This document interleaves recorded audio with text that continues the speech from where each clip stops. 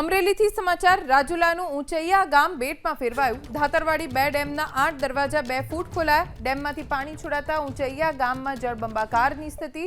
ગામને જોડતા રસ્તા પર પાણી ફરી વળ્યા। ધારાસભ્ય હીરાભાઈ સોલંકી ગ્રામજનોની મદદે પહોંચ્યા। પાણીમાંથી પસાર થઈ હીરાભાઈ સોલંકી ગામમાં પહોંચ્યા। ગામમાં ફસાયેલા લોકોને બચાવવામાં મદદ કરી।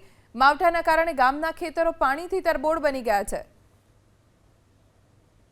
રાજુલા તાલુકાના ગ્રામ્ય પંથકોમાં મુશળધાર વરસાદ પડતા જનજીવન પર અસર પડી છે। ખાસ કરીને જે રાજુલા તાલુકાનું ઉસિયા ગામ છે ત્યાં ગામમાં વરસાદી પાણી ઘૂસ્યા છે। ધાતરડી ડેમના દરવાજા ખોલતા ડેમના પણ પાણી હાલ અત્યારે ઉસિયા ગામમાં ઘૂસ્યા છે, ત્યારે પાકને પણ મોટું નુકસાન થયું છે અને જનજીવન પર અસર પડી છે। ત્યારે 25 થી 30 જેટલા લોકો આ ગામમાં ફસાણા હોવાની વિગત મળી રહી છે। ત્યારે આ વિસ્તારના ધારાસભ્ય હીરા સોલંકી પણ આ પાણીના પ્રવાહમાંથી તરીને તે ગામમાં પહોંચ્યા છે।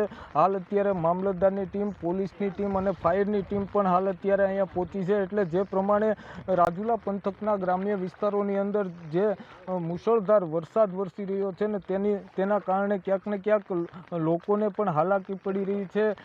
ખેડૂતોના ઊભા પાકને પણ વ્યાપક પ્રમાણે નુકસાન પહોંચ્યું છે। એટલે જે પ્રમાણે અમરેલી જિલ્લાની અંદર કમોસમી વરસાદ જે વરસી રહ્યો છે ને તેની અસર હવે જનજીવન પર પડી રહી છે। હરેશ કુમાર, એબીપી અસ્મિતા, અમરેલી।